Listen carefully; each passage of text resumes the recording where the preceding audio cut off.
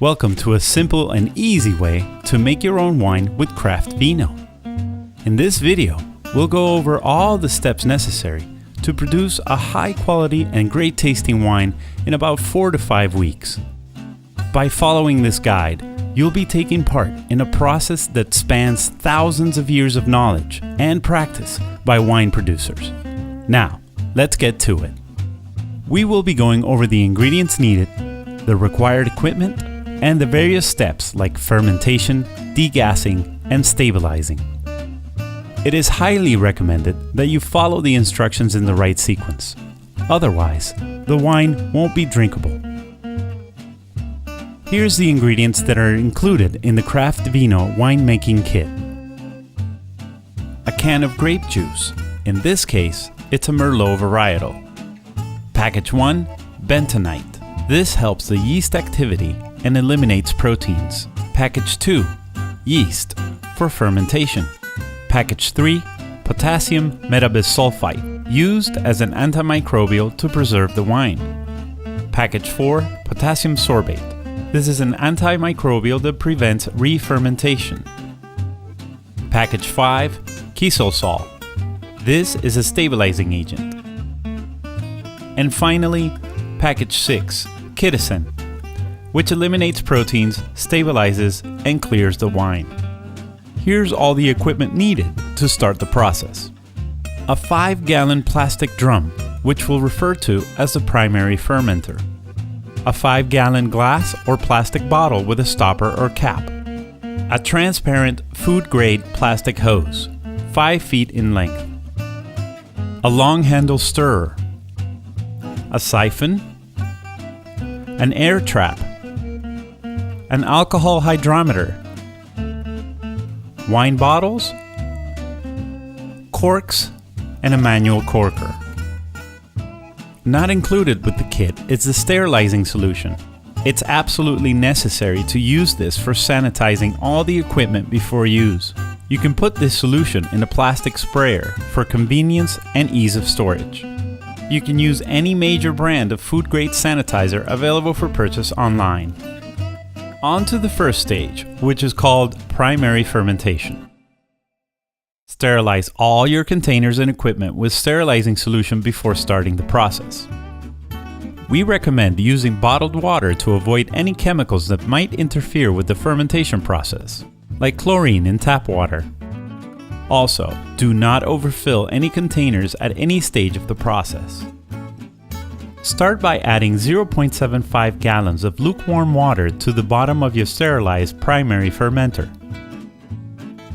Stir the water vigorously and slowly add package number 1, bentonite, to the surface of the water.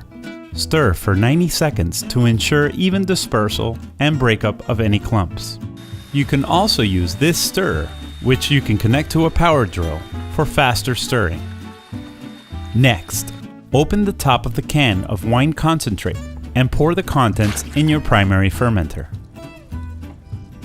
Pour 0.3 gallons of lukewarm water into the can of wine concentrate to wash it, and pour it in the primary fermenter. After that, add enough water to bring the contents of the fermenter to 2.7 gallons and stir well. Use the hydrometer to take note of the value of the mixture and record it.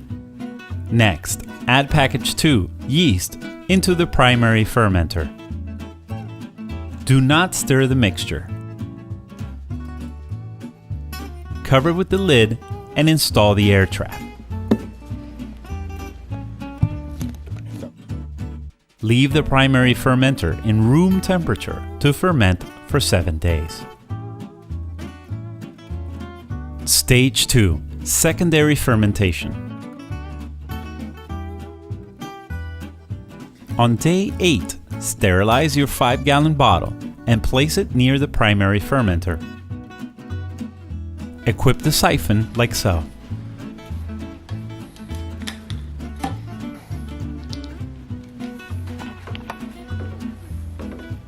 Make sure to use the clip on the siphon to leave the tip just above the bottom of the primary fermenter.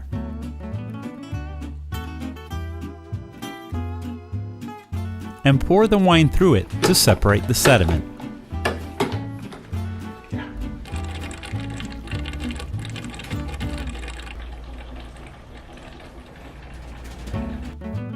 After the transfer, you may take a reading with the hydrometer and take note of it. Seal the bottle with a plug and equip with an air trap. Leave the wine at room temperature for 12 days. Stage 3. Degassing. On the 20th day of the process, all fermentation should be completed. Take a measurement of the specific gravity. Do not proceed unless this number is below 0.995. Also, take note that no bubbles are present in the air trap. If these two conditions are not met, allow more time for the process to finish. If we are ready to go, siphon the wine out into the drum, and once finished, stir the wine. This helps in eliminating residual carbon dioxide that may be present, and you need the wine to be free of this CO2 for the next step. Leave the wine alone for another 2 days. Stage 4. Stabilizing and clarifying. With our completely gas-free wine, pour out 1 cup of wine into a container to add package 3, potassium metabisulfite, and stir well to dissolve.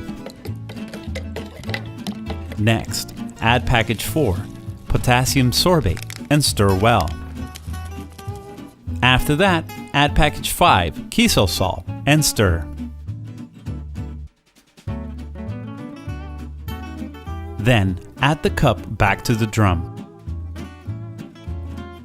Let the wine sit for 1 hour, and then add package 6, Kittissen, and stir gently. Cover the wine again to protect it from contamination and leave it alone for 6 more days. If everything is going according to plan, we should be filtering and bottling the wine next. Stage 5. Filtration and bottling. On day 28, we should be ready to proceed with the final stage.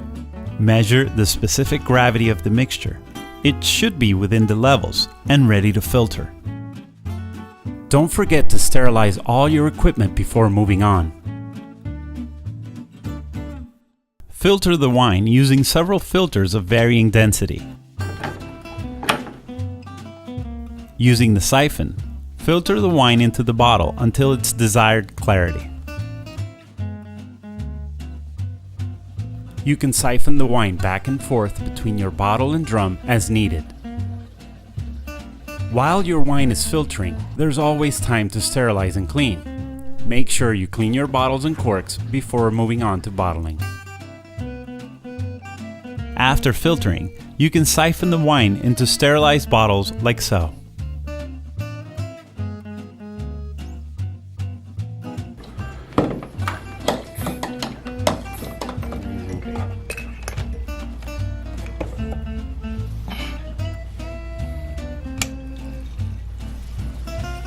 And then proceed to corking. Using the manual corker, allow 1 to 1.5 inches of separation between the cork and the wine. Let the bottle stand for 48 hours and you are ready to enjoy your wine. Hopefully this guide has been helpful for you. Remember, if you are patient and follow the steps in sequence, you will have a great tasting wine to drink and share with your family and friends. Thanks for watching. Delicioso.